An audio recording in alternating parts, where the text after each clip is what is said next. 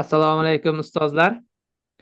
Bugun 15 talik qisqa testlar marafonimizni, demak, 3-haftaligini sizlar bilan boshlab olamiz. Bugun 15 talik qisqa test, 15-variant tahlili.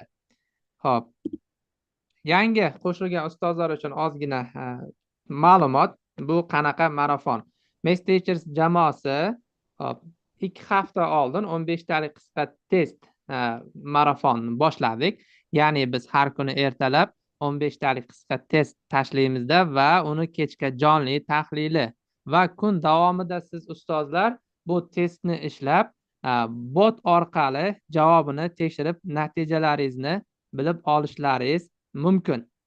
Va bunda shunchaki test ishlash bilan birgalikda bizda boshqa maqsadlar ham bor. Ya'ni siz o'qituvchilarni rag'batlantirish maqsadida bir hafta davomida kamida 5 kun bizni testlarimizda ishtirok etib 75% dan baland natija ko'rsatgan ustozlarimizni hop biz rag'batlantirish maqsadida 100 ta algebrik va geometrik tahlil kitoblarimizni sovg'a tariqasida qo'yganmiz. Bu kitobni yutib olish sharti oddiy. Siz haftasiga kamida 5 kun testlarimizda ishtirok etishingiz va natijalaringiz kamida 75% dan baland bo'lishi kerak. Hop, YouTube'dan ko'rayotgan ustozlarimiz uchun bizni qo'llab-quvvatlash maqsadida like hamda kommentariyalarni ayamaysizlar ustozlar, va qolganlarga ham ko'pchilik ustozlarimizga yetib borishi uchun bu kanalimizdagi testlarni iloji boricha har bitta ustoz o'zini matematiklar guruhiga ulashib qo'ysa, biz bundan mamnun bo'lamiz. Hamma tayyor bo'lsa ustozlar, darsni boshlaymiz.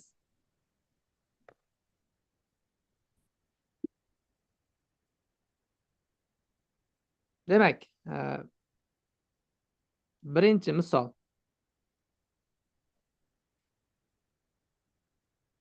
Yig'indining oxirgi raqamini toping. Yig'indining oxirgi raqami. 3 ning birinchi darajasi, men 4 tasini yozib olaman. 3 ning birinchi darajasi, 3 ning ikkinchi darajasi, 3 ning uchinchi darajasi plus 3 ning to'rtinchi darajasi. Va davomida ham qanaqa bo'ladi? 3 ning 5-chi darajasi, 3 ning 6-chi darajasi, 3 ning 7-chi hamda 3 ning 8-chi darajasi. Nima uchun har 4 talikni olamiz? Ustozlar, bizda 3 ning darajalarini bilamiz. 3 ning darajalarida hop 4 talikda oxirgi raqamlar takrorlanadi. 4 talikda oxirgi raqamlar takrorlanadi. Hop. 3 ning birinchi darajasi 3, 3 ning ikkinchi darajasi 9, 3 ning uchinchi darajasi 27, 3 ning to'rtinchi darajasi 81. Mana shuni hisoblab olaylik. Demak, 3 bilan 9 ning yig'indisi 12 bo'lyapti. 7 ni qo'shamiz 9 bo'ladi. 1 ni qo'shsak oxirgi raqam qanaqadir 0 bo'lyapti. Bu yerda qolgan bizga hisob kitoblar shart emas. Endi xuddi shunday mana bu yerda 3 ning 5-chi darajasini oladigan bo'lsak, oxirgi raqami 3, 3 ning 6-chi darajasida oxirgi raqam necha bo'ladi? 9. 3 ning 7-chi darajasida oxirgi raqam 7 plus demak 3 ning 8-chi darajasida oxirgi raqam 1 bo'ladi. Oxirgi raqam 1 bo'lyapti. Xo'p. Ana endi mana shuni biz hisoblaydigan bo'lsak, bunda ham oxirgi demak raqamda 0 bo'ladi. Har 4 ta qo'shiluvchilarni guruhlab oladigan bo'lsak, hammasini yig'indisini oxirgi raqami 0 bilan tugayapti. 0 bilan tugayapti va bizda 1998-darajagacha boryapti-da. Buni 4 ga bo'lib olishimiz kerak. 1998 ni 4 ga bo'lib olamiz. Bizga qoldig'i muhim. Qoldig'imiz necha bo'ladi? Qoldiq 2 bo'ladi. Demak, 96 bo'lganda 4 ga bo'linar edi. Demak, qoldiq 2 qolyapti mana. Ya'ni ustozlar, oxiridagi ikkita qo'shiluvchimiz mana bular. 3 ning 1997-chisi, mana 1997-chisi hamda 3 ning 1998-chisi bizda ortib qolgan o'sha 1996 gacha bo'lgan hammasini oxirgi raqami 0 keladi bizda. 0. 3 ning 1997 darajasini oxirgi raqamini topadigan bo'lsak 1 bo'ladi. 3 ning 1900. Ha, yo'q, mana yerda 3 bo'lar ekan. Mana bu 3 bo'ladi. Keyingisi 9 bo'ladi. Bizda oxirgi raqamga 2 chiqadi. Oxirgi raqamga 2. Hop, birinchi misolni, demak, javobini topdik. Javob B bo'lyapti. Kimda savol bo'ladigan bo'lsa, chatga yozib ketaverasizlar. Ko'rib ketaveramiz.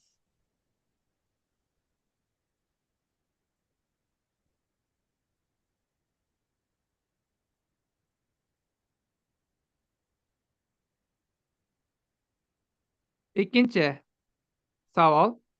To'g'ri prizmaning asosi trapetsiyadan iborat va demak perimetr 58. Asosida trapetsiya, perimetr 58 ga teng. Parallel yonyoqlari yuzalari 96 va 264. Parallel yonyoqlari yuzalari 96 va 264. Boshqa yonyoqlari yuzalari demak 156 va 180 ga teng bo'lsa, prizmani hajmini toping. Prizmani hajmini topishimiz kerak. Demak, prizmani chizib olaman men. Menda mana bunaqa to'g'ri prizma bor.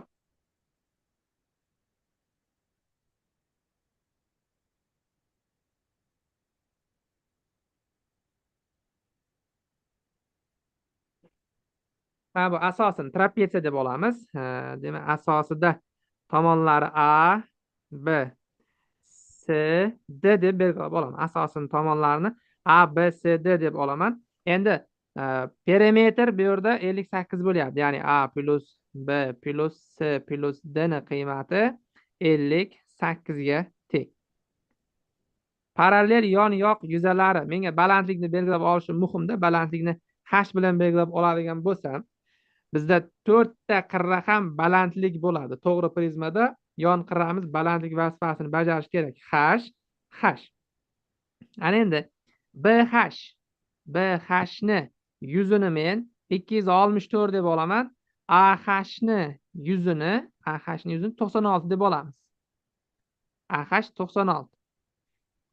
Ana endi, xo'p, bunda nima uchun bunday olganligimizni menimcha ustozlar tushundi. Parallel yonyoqlari deganda bizda A bilan B parallel bo'lib turibdi. Asosda A bilan B ni parallel deb oldim.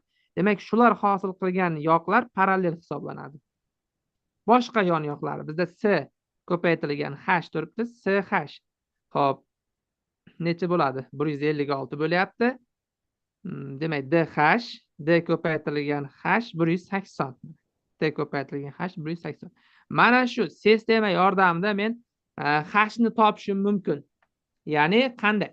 Ya'ni qo'shamiz biz. Hammasini qo'shgan vaqtimizda A plus B plus C plus D ko'paytirilgan H teng. Hammasini qo'shib chiqadigan bo'lsa 264, 156, 96, 180.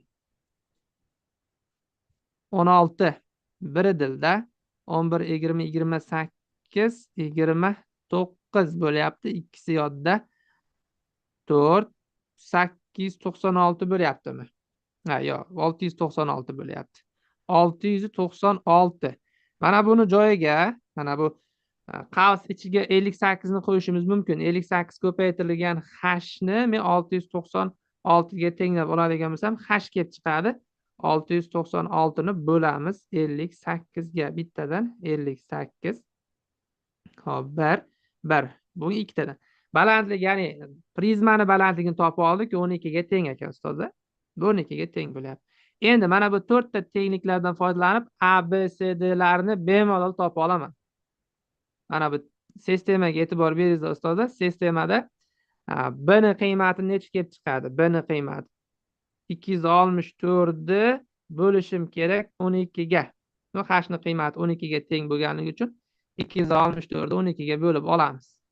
Demak, ikkitadan 24. 24 ni ichida yana ikkitadan bo'lyapti. 22. B ni qiymati 22. A ni qiymatiga 8 bo'ladi. 96 ni 12 ga bo'lsak 8. 156 ni 12 ga bo'ladigan bo'lsak 13 bo'ladi va 180 ni 12 ga bo'lsak 15. Mana biz trapetsiyani tomonlarini topib oldik.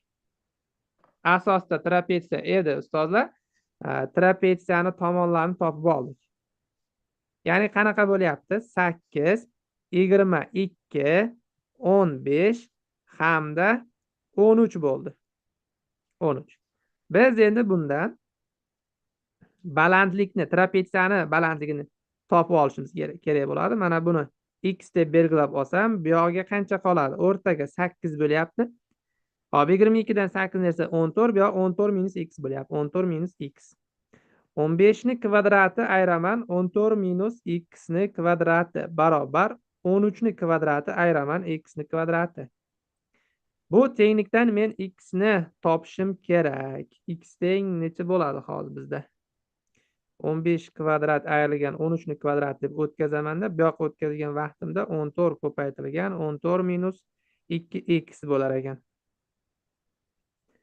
Hop, shunda mana bu 2 28 barobar 14 minus 2x. Bular qisqarib ketyapti 2. 14 minus 2x bu yoqqa davom etkazaman men. 14 minus 2x ni tenglayman 4 ga. X teng 5 bo'lyaptimi? X teng 5. X teng 5 bo'ladigan bo'lsa, trapetsiyani balandligi ham 12 bo'ladi. Va trapetsiyani yuzi 22 qo'shilgan 8 taqsim 2 ko'paytirilgan 12 bo'lyapti. Barobar 180. 180. Endi prizmani hajmiga yetib keldik. Bizda hajmni so'ragan ustozlar. Xo'p. V barobar hajm. V barobar asos yuzi 180, uni ko'paytiramiz. Nechaga? Balandlik, ya'ni 12 ga. Buni ko'paytirgan vaqtimizda adashmasam 2160 degan qiymat kelib chiqadi mana. Mashtrib prizma bo'yicha savollar bormi ustozlar? Savollar bo'lsa yozsalaringiz birdan javob berib ketamiz. Ustozlar hammasi joyidami? Bitta xo'p, rahmat, boshladik. 3-savol oxiriga yetmay qolgan ekan, adashmasam shu savolni tugatib qo'yamiz. Bizda BDF, ya'ni bo'yalgan sohaning yuzasi 2 ekanligi berilgan. Mana BY ning uzunligi A ga teng bo'lsa, AB'miz 4A deb belgilaymiz. Chunki mana berilgan ma'lumot. AB'miz 4 ta BY.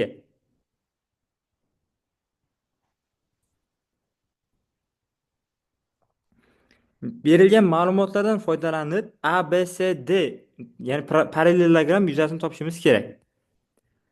Bizda mana bu burchakni alfa desam, y burchakni, mana bu burchak ham alfaga teng bo'ladi. Nimaga? Chunki parallelogramda bular parallel ichki almashuvchi burchak bo'lib qoladi. Bu burchaklar esa beta betaga teng. Shundan bizda ikkita uchburchak o'xshash. AB'miz DC'ga teng bo'lganligi uchun tepa asosimiz ham 4A ga teng bo'ladi. Ikkita uchburchak o'xshash bo'lgandan keyin mos ravishda mana bu burchakni, ya'ni beta burchak deydigan bo'lsak, beta burchak qarshisidagi tomon bilan beta burchak qarshisidagi tomoni ham mos nisbatda bo'ladi. Ya'ni 4A ni A ga nisbati 4 bo'ladigan bo'lsa, biz FY ni T deb belgilasak, DC'miz 4 ta T bo'ladi.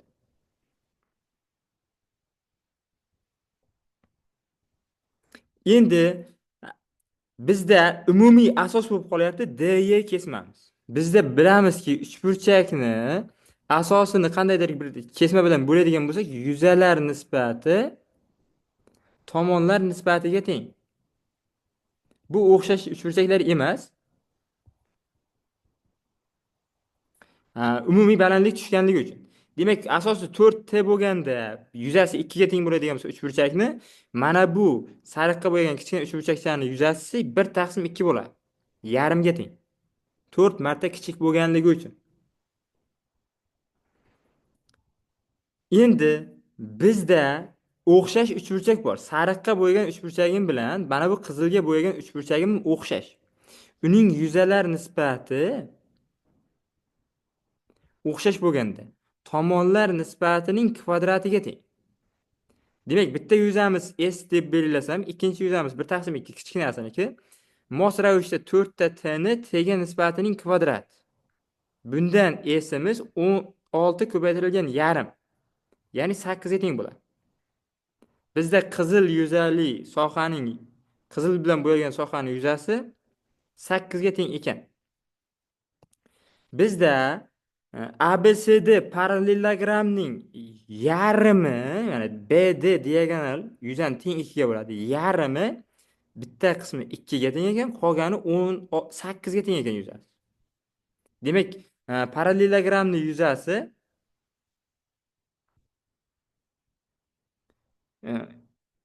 8 qo'shilgan 2 dan 2 barobar katta. Ya'ni 20 ga teng. To'g'ri javob B variant ekan.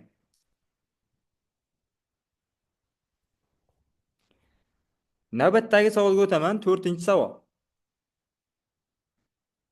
Adashmasam, xuddi mana shu savolni o'zimga attestatsiya imtihonida tushgan edi. Ya'ni 9 ga bo'lgandagi qoldiq. Faqat soni o'zgargan edi. Darajasi menimcha juft son edi, menda bu yerda tog' son ekan. Nega eslab qolganman? Chunki juft va tog' ekanligini unutib qo'yganman, ya'ni bitta xato qilganman. Mana shu savolda darajasi juft tog'ligini adashib o'tirganim uchun. Endi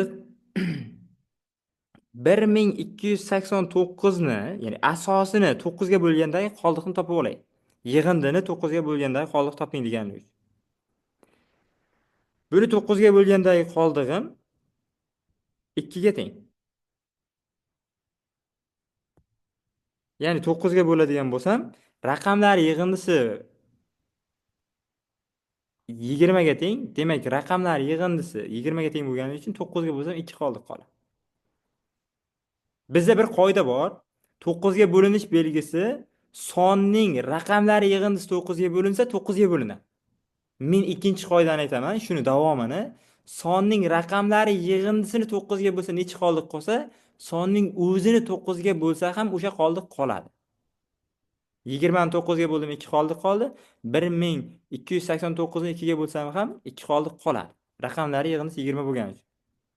Men mana bu ifodani, ya'ni 1289 ni 545-darajasi qo'shilgan 1 ni qanaqa qilib yozaman? 9 ga karrali son plus qoldig'imiz 2 ga teng, darajasida 545 plus 1. Bu yerda 9 ga karrali qismi bizga kerak emas. Men faqat 9 ga bo'lgandagi qoldig'ini yozib ketaveraman. Teng deb yozmayman, belgicha qo'yaman. Ya'ni teng emas, davom etyapti. Faqat 9 ga bo'lgandagi qoldiq qismini olaman. 2 ning 545-darajasi qoladi. Qo'shilgan 1. Endi 2 ning 545-darajasini 8 ni darajasiga o'tkazib olsam bo'ladi. Darajasi 545 ni 3 ga bo'laman. Nechtadan tegadi? 54. Xullas 2 qoldiq qoladi. 54 ni 5 ni 3 ga bo'lsam bittadan, 24 ni 3 ga bo'lsam 8 tadan, keyingisi 5 ni 3 ga bo'lsam bittadan qoldiq 2.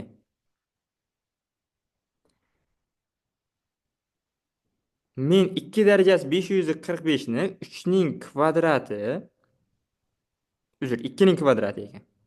2 ning kvadrati ko'paytirilgan 8 darajasida 181 deb yozsam bo'ladi.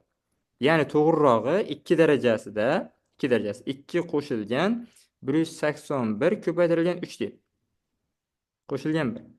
Endi 2 ning darajalari qo'shilganda 2 ning kvadrati ko'paytirilgan 2 dan kubini darajasida 181 deb yozsam bo'ladi.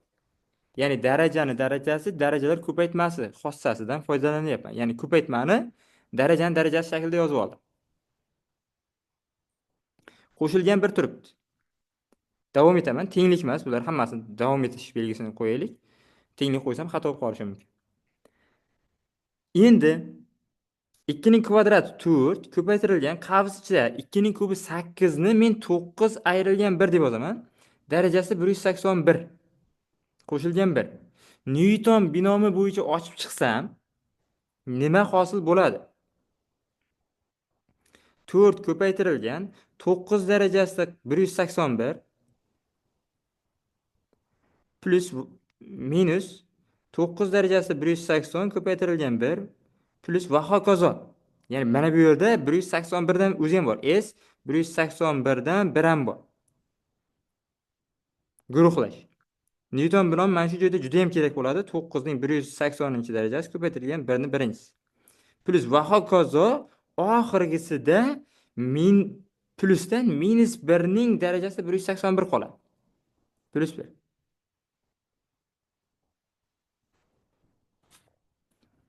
Va mana bu yerda bitta oldingisini yozaylik. Minus 1 dan oldingisi. Mana shu yerda bitta joyi bor. S guruhlash 181 dan 180 tasi ko'paytirilgan 9 ning birinchisi ko'paytirilgan minus 1 ning 180-darajasi. Nimaga buni yozdim? Ya'ni bitta oldingi xat. Newton binomi bo'yicha bilamiz, A plusdan B ning n'inchi darajasini ochib chiqadigan bo'lsak, S Newton binomi S n dan 0 ta 0 ta A darajasi n. Plusdan S n dan bitta A darajasi bitta kamayadi, B darajasi bitta oshadi. Plus va hokazo S n dan 2 tadan A darajasi n minus 2, B darajasi kvadrat. Plus va hokazo davom etib ketadi. S n tadan n minus bitta A ning birinchisi, B ning n minus birinchisi plus S n tadan n ta u 1 ga teng. B darajasida n va hokazo. Yani mana shu yergacha keladi. Umumiy hisobda formulani ishlatdik. Bizga eng muhim bo'lgan joyi mana bu xolos. Chunki qolgan hammasi nimaga? 9 ga karrali.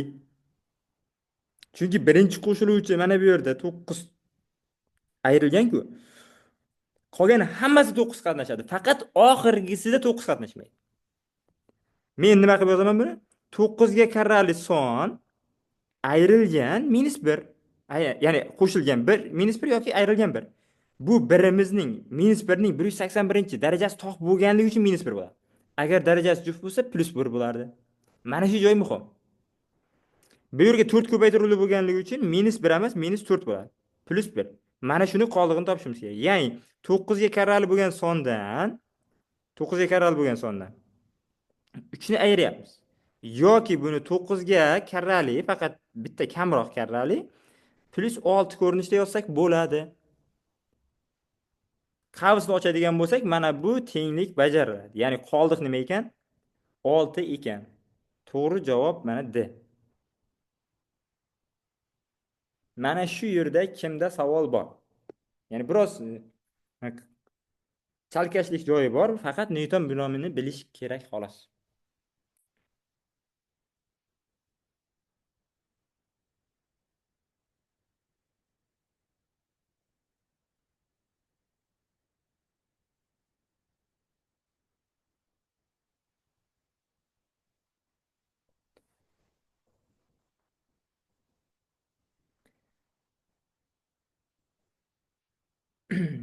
Mana tushunmadim deb yozishibdi uzoqda.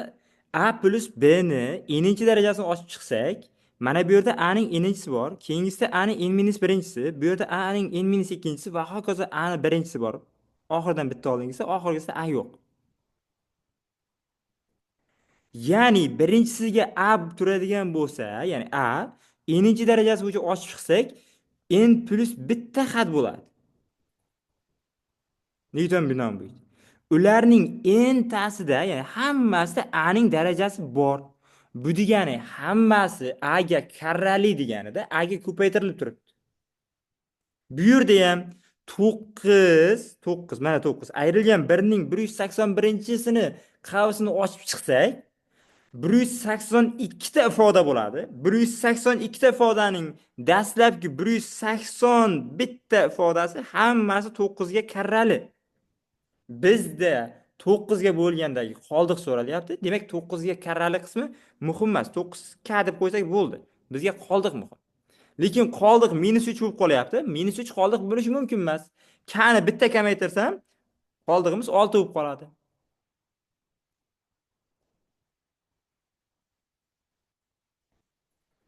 Davom etamiz. 5-savol. Rasmda berilgan ma'lumotlardan foydalanib, bo'yalgan soha yuzasini toping.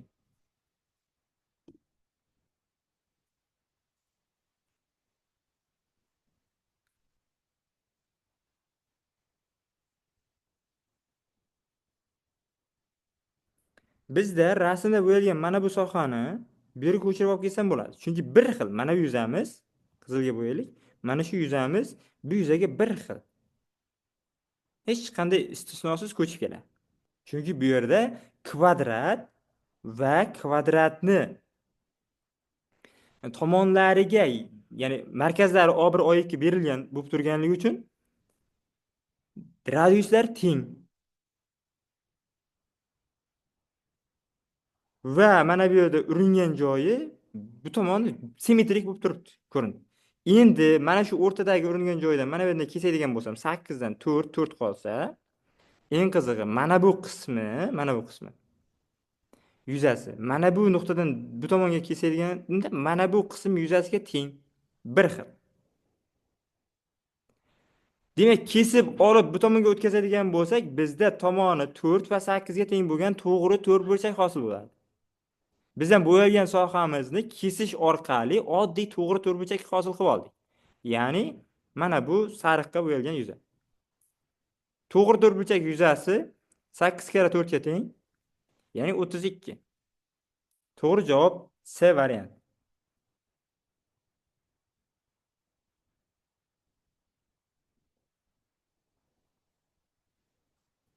Bundan keyingi savol 6. Arifmetik progressiyada 6-xadi 3-xadidan 2 marta katta. Ya'ni arifmetik progressiyaning A6 xadi 2 marta katta ekan 3-xadi. Birinchi xadini arifmetik progressiyani ayirmasiga nisbatini toping. A1 ni ayirmasi D ga nisbati so'ralyapti. Demak, men A6 ni yoza olaman. A1 qo'shilgan 5 ta D deb. 2 ko'paytirilgan A3 ni ham A1 qo'shilgan 2 ta D deb yozsam bo'ladi. Qavsni ochaman. A1 qo'shilgan 5 ta D turibdi. 2 ta A1 qo'shilgan 4 ta D. Endi mana bu A1 ni bu tomonga ayirib o'tkazsam, D ni bu tomonga o'tkazsam, 5 ta D dan 4 ta D ayrilsa D ga teng, bu tomonda esa A1 ga teng. Demak, A1 ni D ga nisbati o'zi teng bo'lgandan keyin 1 ga teng. To'g'ri javob C variant.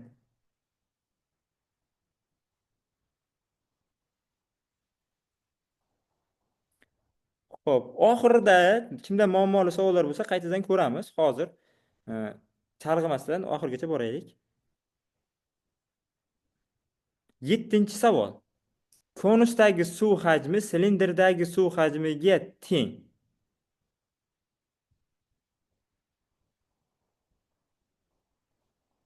Suv tomchilab tushib bo'lgach, ikkinchi holat yuzaga keldi. Konus balandligini toping.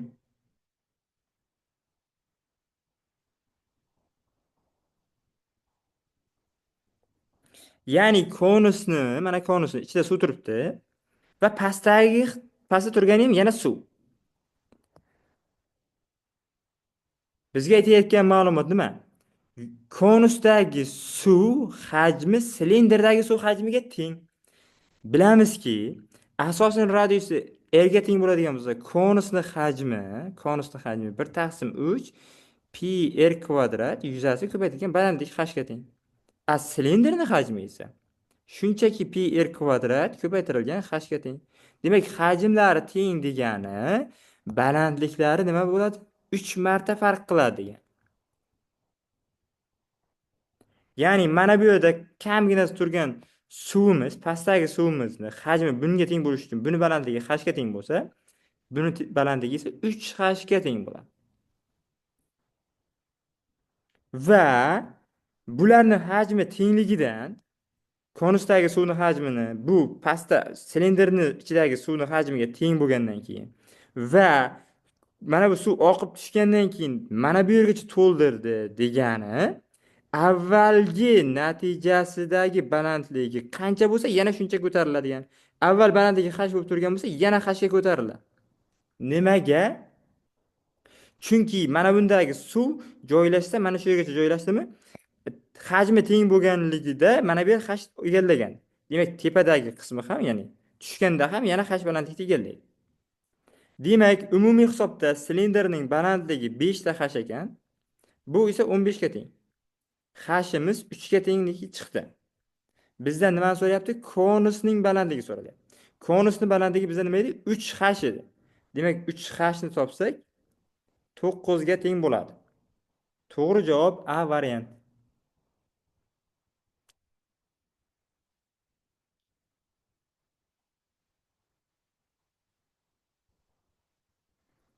Bundan keyingi savolga o'tamiz. Murakkabroq savol. 8-si. Funksiyani x ning y nuqtadagi hosilasini toping. O'zi funksiyamiz ham murakkab, ya'ni murakkab deganim kasrli. Kasrni surati ham murakkab, mahraji ham murakkab. O'zi ln x ham oddiy funksiya emas. Endi men bo'linmani hosilasini ishlatmayman bu yerda. X darajasi x ko'paytirilgan 1 taqsim ln x deb yozib olaman. Ya'ni ko'paytmadan hosil olaman. Meni nima deyapti? Y nuqtadagi hosilasini toping. Hosila olsam x darajasi x dan birinchi hosil olaman. Ko'paytirilgan 1 taqsim ln x. Qo'shilgan x darajasi x turadi. Endi 1 taqsim ln x dan hosil olishim kerak. Darajasida -1 bo'lganligi uchun, ya'ni ln funksiyasining darajasi -1 x bo'lganligi uchun bundan hosil olsam, ya'ni 1 taqsim ln x ni men o'zimni qiynagim kelmayapti-da, ln x ning -1 darajasi. Darajali funksiyadan hosil olsam darajasi oldiga tushadi. Bir ayriladi va murakkab bo'lgani uchun ln x ni o'zidan ham hosil olamiz. 1 taqsim x. Demak, bundan foydalanib -1 taqsim x ko'paytirilgan ln kvadrat x hosilasini topib oldim. O'rniga qo'yib qo'yamiz. Ko'paytirilgan minusdan 1 taqsim x ko'paytirilgan ln kvadrat x. Endi menga kerak bo'ladigan narsa x darajasi x dan hosilasini bilishim. X darajasi x dan hosilasini avval topganmiz, ammo yana topib olamiz. X darajasi x y teng. Buni o'zidan birdaniga hosil olib bo'lmaydi. Tenglikni ikkala tomonini natural logaritmga o'tkazsam va mana bu yerda x ko'paytirilgan ln x ga o'tadi. Logaritm xossasiga ko'ra. Mana buni shakl almashtirdim. Endi ko'paytmani xossasini olsam bo'ladi va ln y dan hosil olsam bo'ladi. Tenglikni ikkala tomonidan hosil olaman.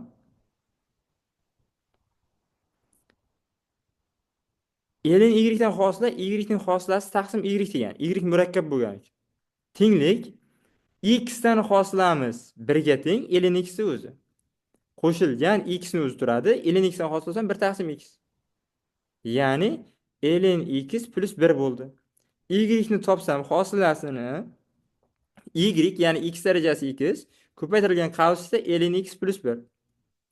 Endi x darajasi x hosilasini topdim, o'rniga qo'yaman.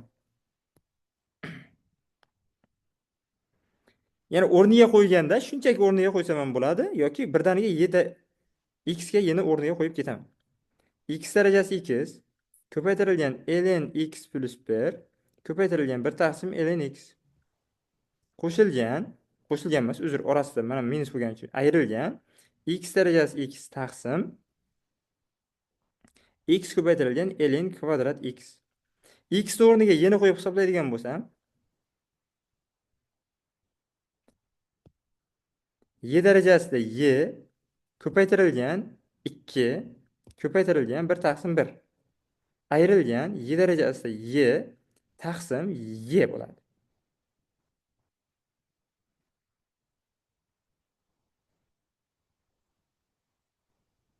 Endi bu yerda y darajasini qavsini tashqari chiqarib yuborsam, 2 ayrilgan 1 taqsim y qoldi. Bu javob A variantida ko'rsatilgan. To'g'ri javob A ekan.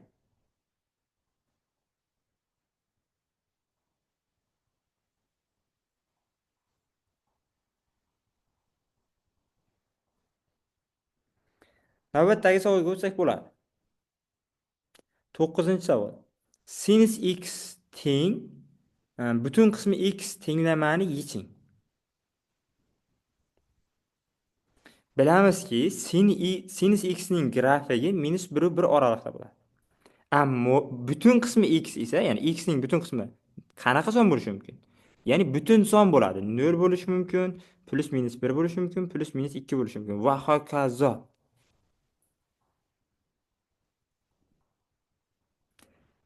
Bu yerda demak x'imiz 0 bo'lsa, butun qismi ham 0 bo'ladi. Sinus 0 radianda yoki 0 gradusda ham 0 ning butun qismi ham 0. Demak x ning 0 ildiz bo'ladi. Ya'ni ikkitagina qoldi. Minus 1 va 1. Ya'ni butun qismi funksiyaning qiymati 1 yoki minus 1 bo'lishi mumkin. Sinus x ni, ya'ni x ning 1 deydigan bo'lsak, teng 1 desam, x ning 1 emas, x ning butun qismi 1 desam, x ning butun qismi 0 desam.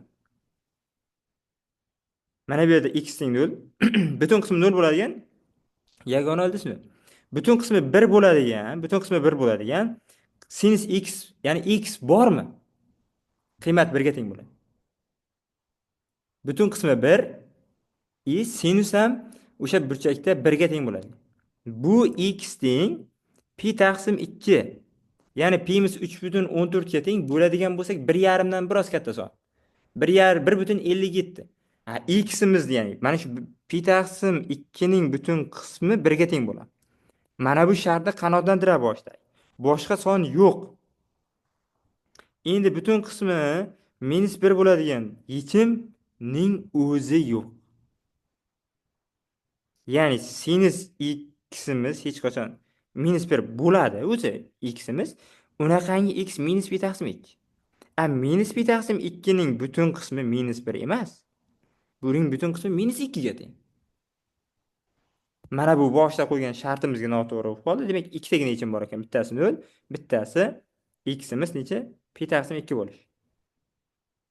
To'g'ri javob B variant 0 va pi taqsim 2 ga teng. Umuman olganda, tenglamani yeching deganligi uchun javoblarni o'rniga qo'yib ham topsak bo'lar edi.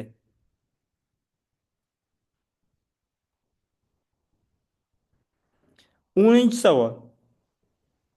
Bizga px ko'pxat, qo'yx ko'pxat berilgan. Mana shu, ya'ni darajasini topishimiz kerak. P kvadrat x. Bilamizki x ning kvadrati plus x plusdan nechadir bo'ladigan bo'lsa son, uning 3-darajasi bo'lsa, eng birinchi x ning 6-chisi bo'ladi. Va ya'ni bu 6 qayerdan kelyapti? Mana kvadratga, mana 3-darajasi. Qolgan ifodalarning darajasi 6 dan kichik. Ko'pxatning darajasi esa eng katta, ya'ni bosh koeffitsiyentning eng katta darajasi edi. Bu yerda ko'pxatning darajasi 5, uning kvadrati, ya'ni p kvadrat x ning darajasi nima bo'ladi? X ning 5-chisi, ya'ni ikkita x ni oxirida kvadrati bo'lsa, u 4x ning 10-chisi deb boshlanadi. Ya'ni darajasi 10 dan boshlanadi. Ko'paytirilgan qx. Qx darajasi esa 4. Bu yig'indining, ya'ni ko'paytmaning darajasi, p ning darajasi 5, kvadratining darajasi 10, qo'ni darajasi esa 5, ikkalasi qo'shiladi. Nega qo'shiladi? Chunki x kvadrat plus nimadir ifodaga x ning kubi plus nimadir ifoda ko'paytirilsa, eng katta darajalar qo'shilib 5 bo'lgan. Bu yerda ham p kvadratning va qo'ning darajalarini yozamiz. Ularni qo'shganimiz, ya'ni ko'paytirganimizdagi darajasi qo'shganimizdagi darajasiga teng. Maksimal. Demak 15. Birinchi ifodaning darajasi 15 ekan. Keyingi ifoda qavs ichida pi x kvadrat bo'lingan x ning kubi ko'paytirilgan qx. E'tibor beramiz. Mana bu birinchi ifodada p x ning ichida x ifoda bor. Uni qavsdan tashqari chiqarib yuborsak bo'ladi.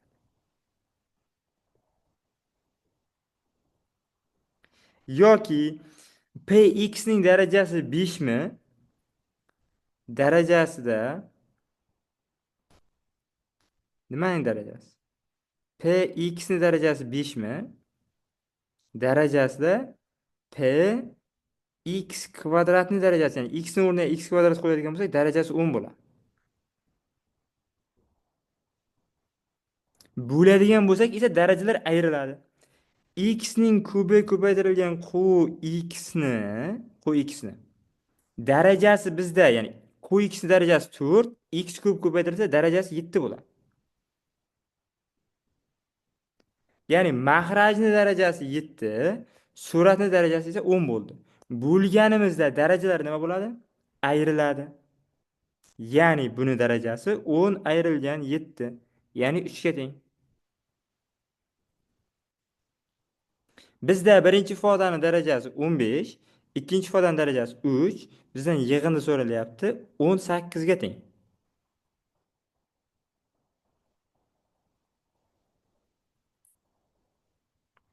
Qo'y x darajasi 4 emasmi? Ha, 4. Qo'y x darajasi 4. Ko'paytirganimizda darajalar qo'shilib turib 7 bo'lyapti.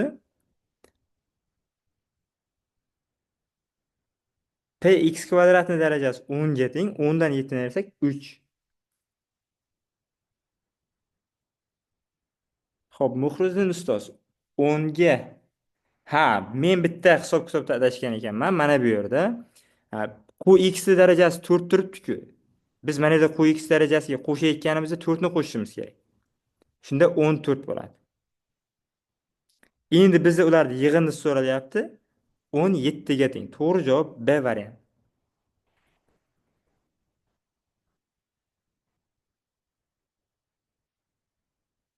Diqqat bilan, e'tibor bilan kuzatayotgan ustozlarga rahmat. Ya'ni shunaqangi, ya'ni 5 4 deb aytib 5 yozib ketib qolgan ekanman. Mana shu joyda to'g'rilab oldik. Keyingi savol 11. Sinus x ko'paytirilgan kotanginus x plus 1 qo'shilgan kosinus x ko'paytirilgan tanginus x plus 1 taqsim 2 funksiyaning qiymatlar sohasini toping. Dastlab, demak, aniqlanish sohasiga ko'ra tanginus x imiz aniqlanishi uchun mahrajimiz kosinus x imiz 0 dan farqli bo'lishi kerak. Ya'ni x imiz teng emas pi taqsim 2 plus pi k ga. Keyingisi kotanginus x imiz aniqlanishi uchun mahrajimiz sinus x imiz teng bo'lmasi kerak 0 ga. Bu degani x imiz teng bo'lmasi kerak pi k ga. Ikkalasi ham k qarashli z. Demak, mana shularga teng bo'lmasa, endi soddalashtira olamiz.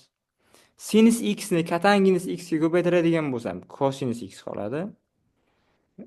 Plusdan 1 ga ko'paytirsam sinus x ni o'zi. Qo'shilgan kosinusni tangens x ga ko'paytirsam yana sinus x. Qo'shilgan kosinus x ni o'zi. Bo'lingan 2. Bundan ko'rdikki, qisqarib sinus x plus kosinus x ni o'zi qoldi xolos. Qiymatlar sohasiga ko'ra, buni qiymatlar sohasi ildiz osti 2 dan kichkina minus ildiz osti 2 dan katta bo'lishi kerak. Aniqlanish sohasini hisobga olmasak. Ya'ni bizda xossa bor edi. Sinus ax ga kosinus ax ni ko'paytiradigan bo'lsak, uzr. Ax dar tursin. Sinus ax plusdan, ya'ni mana bu yerda katta a bor, bu yerda esa katta b bor. Kosinus o'sha ax burchaklari bir xil bo'lganda bu kichik yoki teng bo'ladi ildiz osti a kvadrat plus b kvadratdan. Katta yoki teng bo'ladi minus ildiz osti a kvadrat plus b kvadratdan.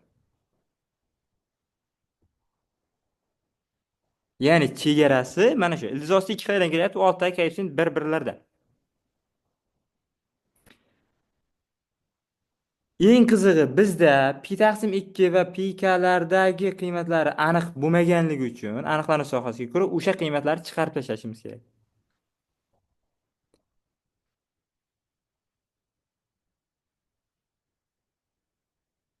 Bu qiymatlar pi kni qo'yadigan bo'lsak, ya'ni sinus x plus kosinus x ga pi kni qo'yadigan bo'lsak, pi kada sinusimiz 0 va kosinusimiz plus minus 1 bo'ladi. Ya'ni plus minus 1 bo'lishi mumkin emas ekan bu ifoda.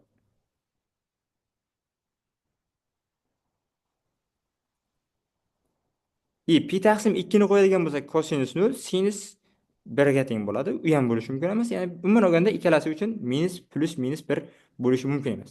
To'g'ri javob demak A variant ekan. Plus minus 1 qabul qilmaydi. Minus ildiz osti 2, ildiz osti 2 oralig'ida.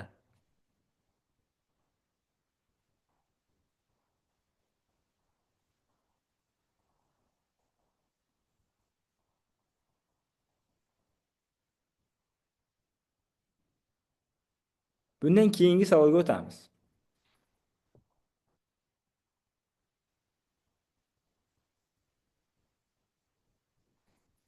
ABCD kvadratning AD tomonida olingan Y nuqta tomonini teng ikkiga bo'ladi. Chizib olamiz.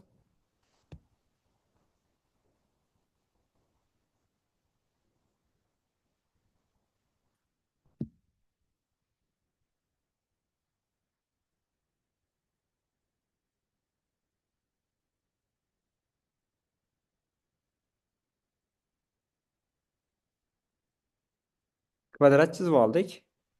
AD tomonidan Y nuqta olindi. ABCD belgilab olamiz. ABCD. AD tomonidan Y nuqta olindi. Teng ikkiga bo'ladi. Teng ikkiga bo'larkan bu nuqtamiz. AB tomonidan F nuqta olingan. AB tomonidan F nuqta. BF'miz ikkita AF. B'dan F'gacha bo'lgan masofa 2 barobar katta ekan. F nuqta. Mana bu yer x bo'lsa, bu yer BF'miz 2x. Tenglik o'rinda BY va FC chiziqlar G nuqtada kesishadi. Xo'p, BY B'dan Y'ga kesma o'tkazamiz. FC G nuqtada kesishdi. Agar va BGF uchburchakning yuzasi 6 ga teng. Ya'ni mana uchburchagimiz 6 ga teng ekan yuzasi. Kvadratning yuzasini toping.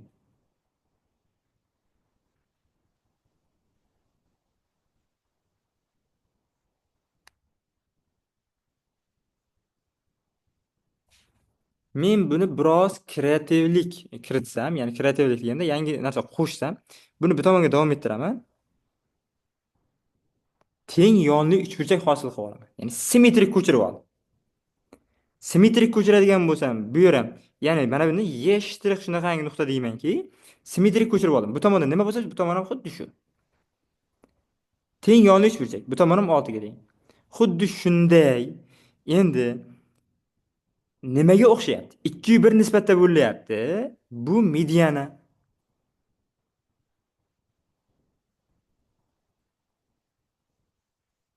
Medianalar kesishgan nuqtasi bo'lib qolyapti.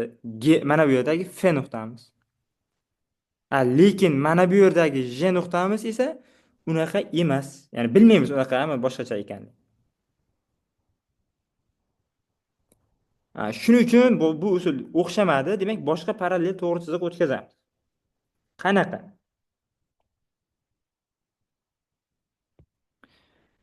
D nuqtadan A, B, Y ga parallel chiziq o'tkazaman. Mana bu yer x 2x dedimmi? Demak, kvadrat tomon 3x bo'ladi. Bu yerni 1,5x belgilayman, bu yer ham 1,5x. Parallel to'g'ri chiziq o'tkazdim, 6 bo'ldi buning qiymati ham. Uzunligi. Uzr, 6 deb aytibman, 6 yo'q bu yerda. 6 degan qiymat emas. Bu J nuqta ekan. Men o'zim J nuqta deb belgilab, keyin 6 deb aytib ketibman. Uzr buning uchun. Endi parallel to'g'ri chiziq bo'lgandan keyin mana bu yerim 1,5x bo'ladi. Bu yer ham 1,5x. Bizga mana bu qo'shimcha chiziqlar kerak emas, o'chirib tashladim.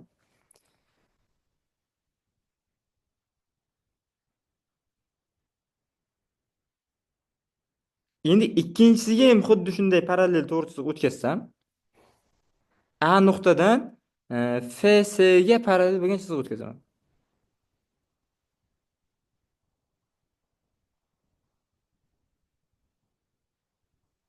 Shunda mana bu yer x bo'ladi, parallel bo'lgani.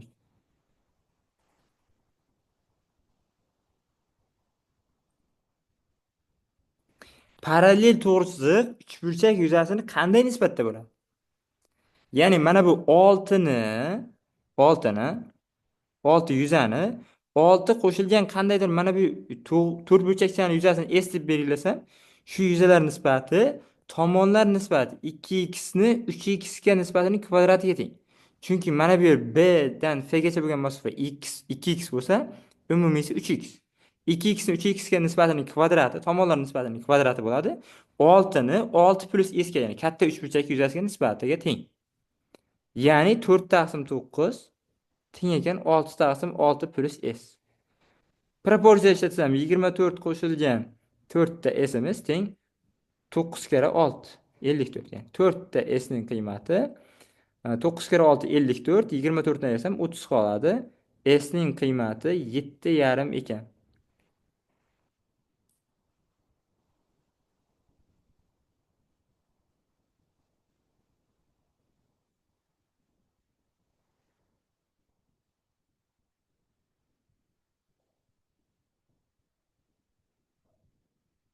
Endi Fales teoremasiga ko'ra mana bu 2x ga mos bo'lgan tomonimiz 2b desam, 2b emas 2y deylik. Qizil bilan belgilayman. 2y. Bu yer ham y ga teng bo'lib qoladi. Bu yuzamiz 6 ga teng. S ning yuzasi esa S ning o'rniga 7,5 yozib qo'ysak bo'ladi.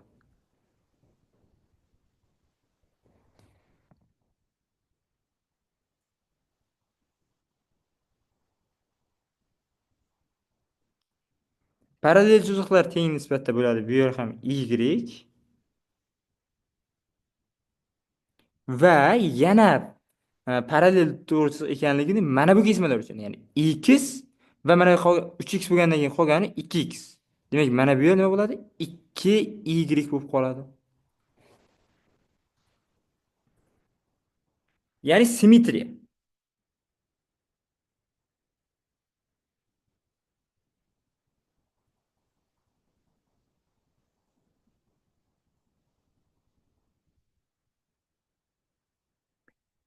Endi men bu yerda mana bu kichkina qismchani yuzasini topib olmoqchi bo'lsam, ya'ni 1,5 mana bu yerni S1 deb turib qizilga bo'yab olaman. Mana shu yuzani topib olmoqchi bo'lsam,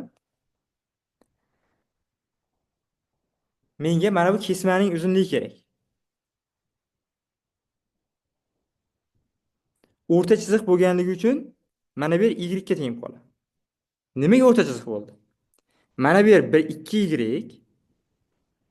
Bu o'rta chiziq nimaga? Parallel va yon tomonni 1,5 y nisbatda bo'lyapti. O'shaning uchun 2y yarim y. Shunga ko'ra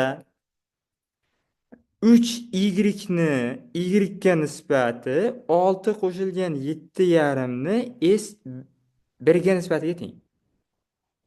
Mana bu 7,5 va 6 ning yig'indisiga mos kelayotgan tomon 3y, y ga mos kelayotgan tomon s1. Tomon umumiy bo'lganligi uchun bu yerda y'lar qisqarib ketadi, s1 ni topsak bo'ladi. 13,5 bo'lingan 3. Ya'ni 4,5 chiqadi.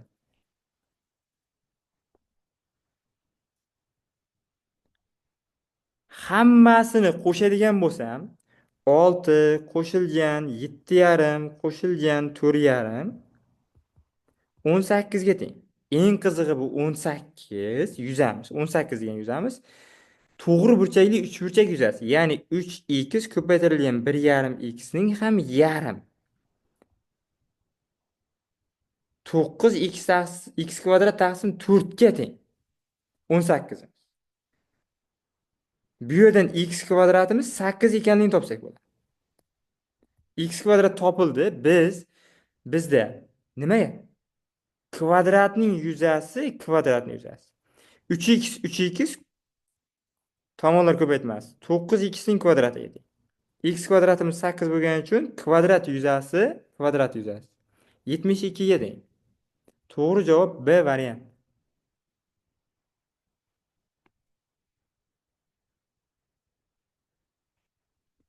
To'g'ri, biroz chigalroq bo'ldi, biroz ish ko'proq bo'ldi. Endi menga birinchi bo'lib kelgan g'oya mana shu bo'ldi. Agar kimdadir bundan chiroyliroq, ya'ni osonroq, soddaroq yechim bo'lsa, muammo yo'q. Kanalga, guruhga tashlab qo'yingizlar, kanalga ulashamiz. Keyingi savol 13. fx funksiyamiz tog' bo'ladigan bo'lsa,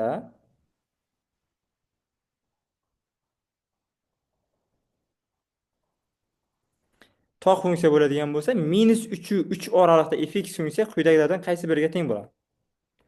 Bilamizki, tog' funksiya qanaqa bo'ladi? Tog' funksiya grafik jihatdan mana shu ko'rinishda. f ga minus x ni qo'yadigan bo'lsak, qavsdan tashqariga minus chiqib ketadi degan. Tog' funksiya degan. Shu shartdan foydalanamiz.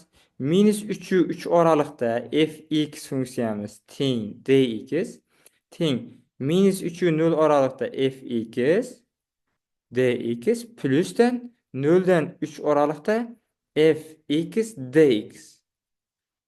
Bizda -3 oraliqda chegarani o'zgartirsak bo'ladimi? Bo'ladi. Ya'ni mana bundagi qiymati minus s ga teng bo'lsa, bundagi qiymati s ga teng bo'ladi. Yig'ini 0 ga teng. Tog' funksiyani simmetrik, ya'ni modul jihatdan qiymatlari teng bo'lgan oraliqdagi integral doim 0 ga teng. Chunki mana bu yerdagi x ning qiymatida nechi bo'lsa o'shanga teng, bu yerda minus x qo'ysak qiymati minus y bo'ladi. Mana bu yuza bilan mana bu yuza son jihatdan teng bo'ladi. Faqat ishora jihatdan qarama-qarshi bo'ladi.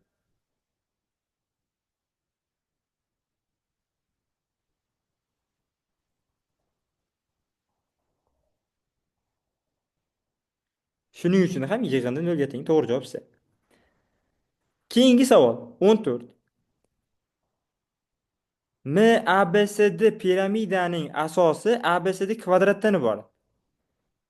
MA qirrasi asos tekisligiga perpendikulyar bo'lib, MC ning qiymati 5/2, BC'miz 0 va 5/2 orasida bo'lsa, CBM uchburchakning eng katta yuzasini aniqlang. Chizib olishimiz kerak. Kvadrat ABCD bizga aytayaptiki, ABCD kvadrat asosi MA qirrasi asos tekisligiga perpendikulyar. Ya'ni shunaqangi M nuqta olinyapti tepadan. Bu asos tekisligiga perpendikulyar. Bu tomonga ham, bu yoqqa ham perpendikulyar. Orasida bo'lsa ham o'zi 90. MC ning qiymati, M dan C gacha bo'lgan masofaning qiymati asos tekisligida oladigan bo'lsak, kvadrat tomoni x, diagonali esa mana bu x/2. MC ning qiymati esa 5/2 berilgan. BC'miz. Xo'p, BC ya'ni x'imizning qiymati 0 dan katta, ammo 5/2 dan kichkina. CBM uchburchakni CBM deydigan bo'lsak, mana bu kesmani topishga majbur. Chunki CBM bo'lmiz B nuqta qatnashyapti. Mana bunaqangi shakl. Buning yuzasini topishimiz kerak. AM'imiz bu tekisga perpendikulyar bo'lganligi uchun B'miz og'ma bo'lib qoladi. Va kvadratni tomoni AB bu og'maning proyeksiyasi. Proyeksiyasiga mana bu ikkinchi tomon perpendikulyar bo'lsa, proyeksiyasiga. Bu og'maning o'zi ham mana shu tomonga perpendikulyar qoladi.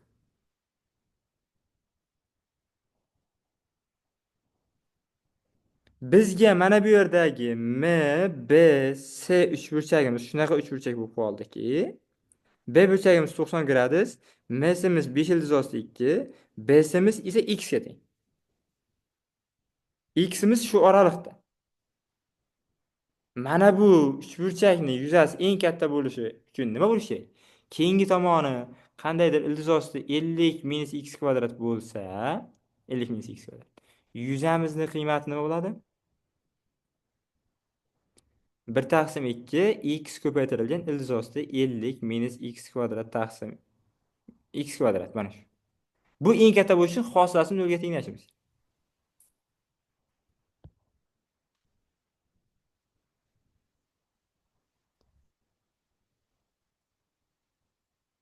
Biz bu yerda bilamizki, to'g'ri to'rtburchakka to'ldiradigan bo'lsak, yuzasi eng katta bo'lishi uchun kvadrat bo'lishi kerak. Ya'ni tomoni 5 bo'lishi kerak. Bu uchburchakning yuzasi 5 kara 5 taqsim 2, ya'ni 12,5 bo'ladi. Bu muammo emas, lekin bu narsani haqiqatda shunaqa bo'lishini isbotlash, ya'ni biz kvadrat bo'lsa eng katta yuzaga ega bo'ladi degan narsani isbotlash uchun mana bu topilgan x ga doir yuzak formulasidan hosil olib nolga tenglashimiz kerak. Erinmasak bemalol chiqadi, muammo yo'q.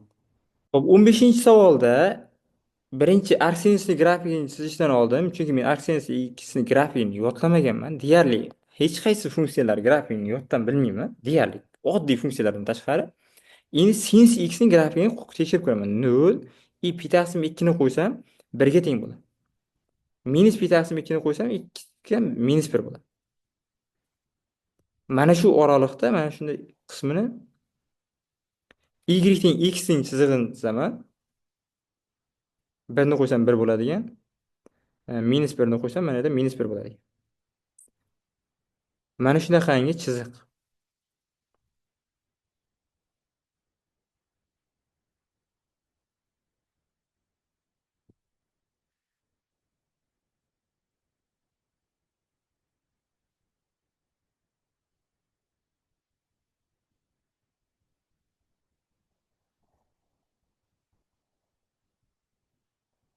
Bu yerda mana sinus x ning grafiki unchalik o'xshamayapti. Y teng x chizig'imiz o'xshamagan, yetmagan degani o'xshamayapti. Mana shu yerdan o'tar ekan. Taxminan. Va teskari funksiyasi xuddi mana shuni teskari funksiyasi boshqacharoq bo'ladi. X ga minus 1 ni qo'yamiz, 1 ni qo'yamiz. Bu yerda pi taqsim 2 kattaroq ifoda bo'ladi. Bu yerda esa minus pi taqsim 2 kichkinaroq, ya'ni pi taqsim 2 miz taxminan 1,5 atom.